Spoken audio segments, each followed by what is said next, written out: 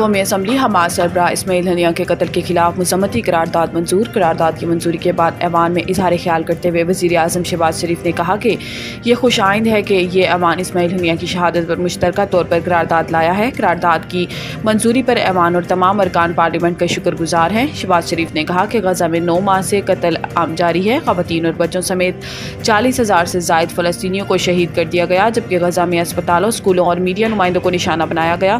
وزیر اعظم کا کہنا تھا کہ اس قتل عام پر آنکھیں بند کرنے سے کام نہیں چلے گا۔ اسماعیل ہنیہ شہید کے قتل کی شدید مذمت کرتے ہیں اور ان کے جرائم پر صہیونی ریاست کو کٹہرے میں لانا ہوگا۔ واضح ہے کہ فلسطین کی مزاحمتی تنظیم حماس کے سربراہ اسماعیل ہنیہ کی شہادت پر فلسطینیوں سے اظہار یکجہتی کے لیے آج ملک بھر میں یوم سوگ منایا جا رہا ہے۔ وفاقی کابینہ کا الیکشن ایکٹ ترمیمی بل قومی اسمبلی میں لانے کا فیصلہ۔ وزیر اعظم شہباز شریف کی زیر صدارت وفاقی کابینہ کا اجلاس ہوا، جس میں ایجنڈا جزوی طور پر منظور کر لیا گیا۔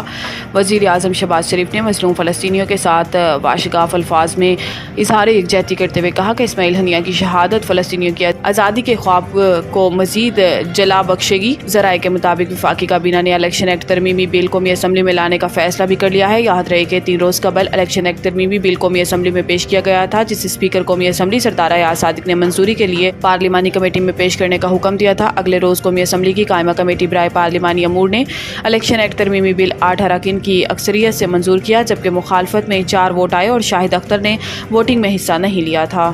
طے ہو گیا ہے کہ بجلی بلوں میں کمی نہیں ہونی۔ فواد چودھری لاہور۔ سابق وفاقی وزیر فواد چودھری نے کہا کہ یہ بات طے ہو گئی ہے کہ بجلی کے بلوں میں کمی نہیں ہونی۔ لاہور کی انسداد دہشت گردی عدالت کے باہر میڈیا سے گفتگو کرتے ہوئے فواد چودھری نے کہا کہ حکومت بجلی، تیل اور تنخواہ دار طبقوں پر ٹیکس لگا کر پیسہ کما رہی ہے۔ یہ بات طے ہو گئی ہے کہ بجلی کے بلوں میں کمی نہیں ہونی۔ انہوں نے کہا کہ اپوزیشن لیڈر کی نااہلی یہ ہے کہ 7 ماہ بعد بھی علیحدہ علیحدہ احتجاج کر رہے ہیں۔ جب تک اپوزیشن جماعتیں اکٹھی نہیں ہوتی، حکومت کو کوئی فرق نہیں پڑے گا۔ فواد چودھری کا کہنا تھا کہ پی ٹی آئی کے 25 لوگ لاپتہ ہیں، مگر کسی کو پرواہ ہی نہیں۔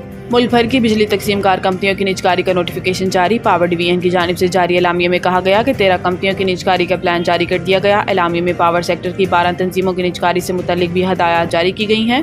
بجلی کی تقسیم کار کمپنیوں کی نجکاری مرحلہ وار ہوگی۔ نوٹیفیکیشن میں کہا گیا کہ پہلے مرحلے میں فیسکو، گیپکو، ہیسکو اور آئسکو کی نجکاری ہوگی۔ دوسرے مرحلے میں میپکو اور پیسکو سمیت دیگر کمپنیوں کی نجکاری ہوگی۔ ذرائع وزارت توانائی کا کہنا ہے کہ پاور سیکٹر کی تمام اداروں کی نجکاری کی جا رہی ہے۔